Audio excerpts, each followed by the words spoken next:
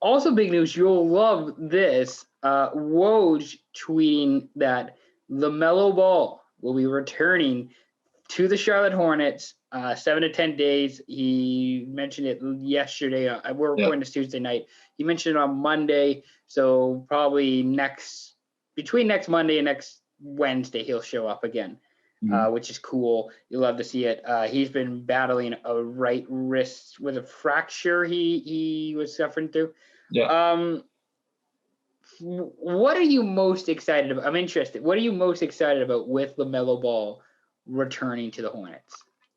Definitely a lot more Eric Collins hype. Honestly, he makes me think Terry Rozier is the best point guard in the league. That's how far that goes. He just does a phenomenal job. For those of you who don't know, Eric Collins is the Hornets announcer that's been going viral. And going out of his way just to say the most darndest things. Man, I love it so much. It's awesome. I'm really excited because the Hornets really took advantage of the East.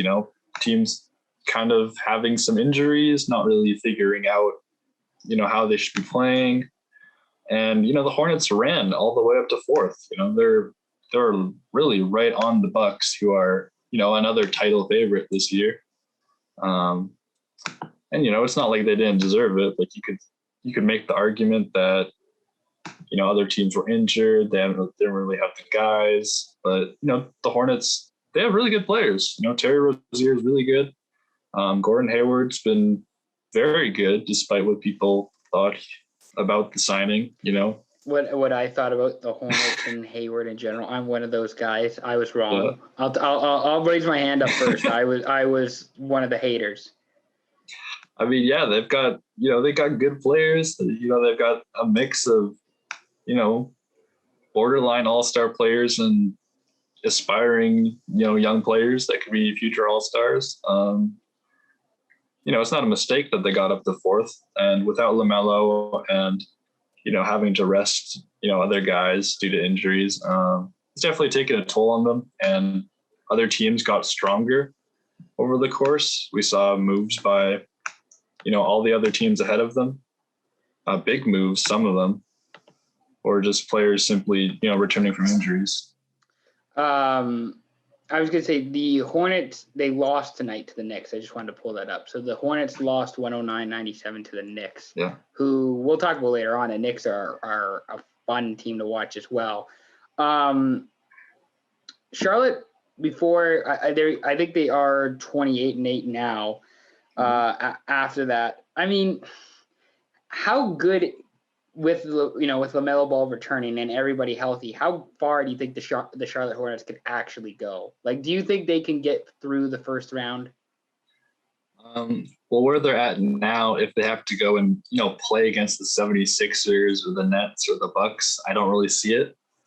If they were still in that 4th seed and they had a matchup against maybe like the Celtics, Hawks, Knicks, they have a chance. They would definitely have a very good chance, I think. But, LaMelo definitely changes the dynamic of the offense and the defense on the floor, despite what people will tell you about LaMelo's defense.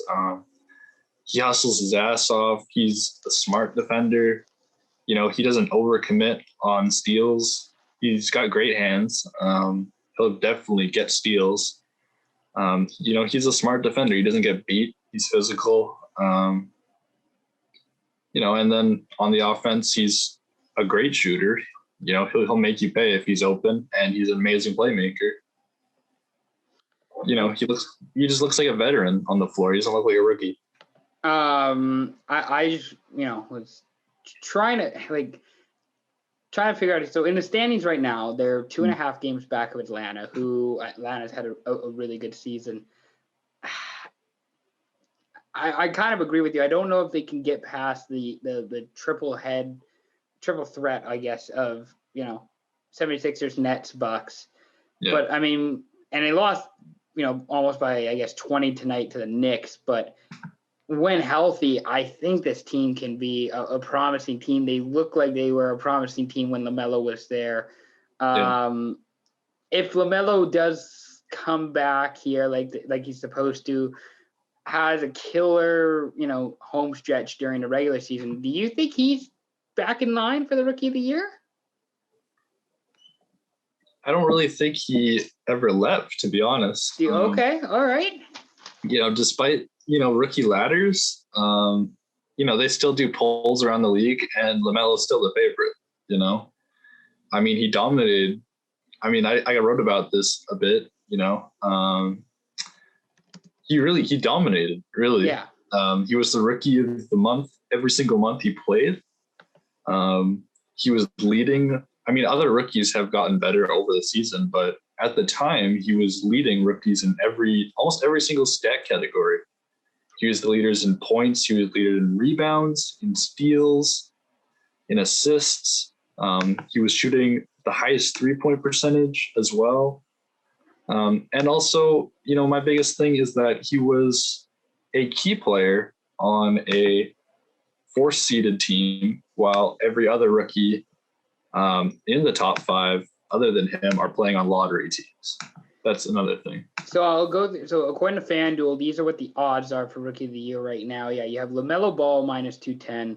My Neil's boy, my brother Anthony Edwards at +170.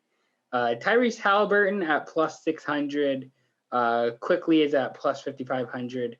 And then Patrick Williams is at +13,000. So not really going to happen with Emmanuel Quickly and Patrick Williams. I mean, as much as my brother has, shitted on Anthony Edwards for being an awful first overall pick, I still think he's had a solid season, but I don't know. I don't know if anybody can compare it to LaMelo and how much LaMelo has panned out so quickly with the Charlotte Hornets. So we'll see if they can continue to do well with LaMelo coming back. Final thoughts? Yeah. I think other rookies have gotten better. Anthony Edwards certainly got a lot better. That's the A-Rod effect.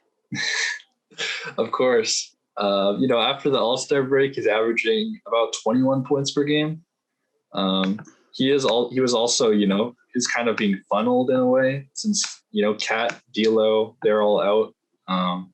He's gotten free reign on offense. He can kind of just do whatever he wants. And, what's his coach going to say? We're trying to win games or something. Like, we're 14th seed. We're a lottery team. 15th seed. Rockets actually just tied them again. I'm just looking at the splits right now for the T-Wolves. You have Towns, who gets 24 points a night. Malik Beasley somehow getting 20 points a night. Russell 19, Edwards 18. Yeah. Yeah, this team has no depth.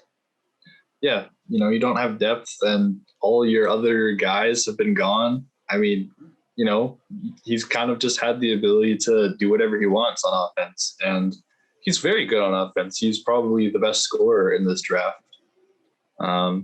He's got the best all-around scoring ability.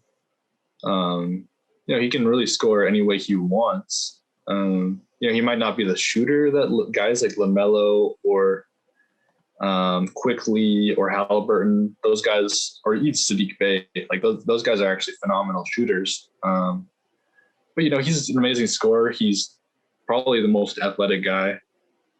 I think his defense holds him back personally, but he's probably got one of the best shots. Edwards' PER is 12.5, which is behind one Hernan Gomez and Ed Davis. Yeah. Anyways,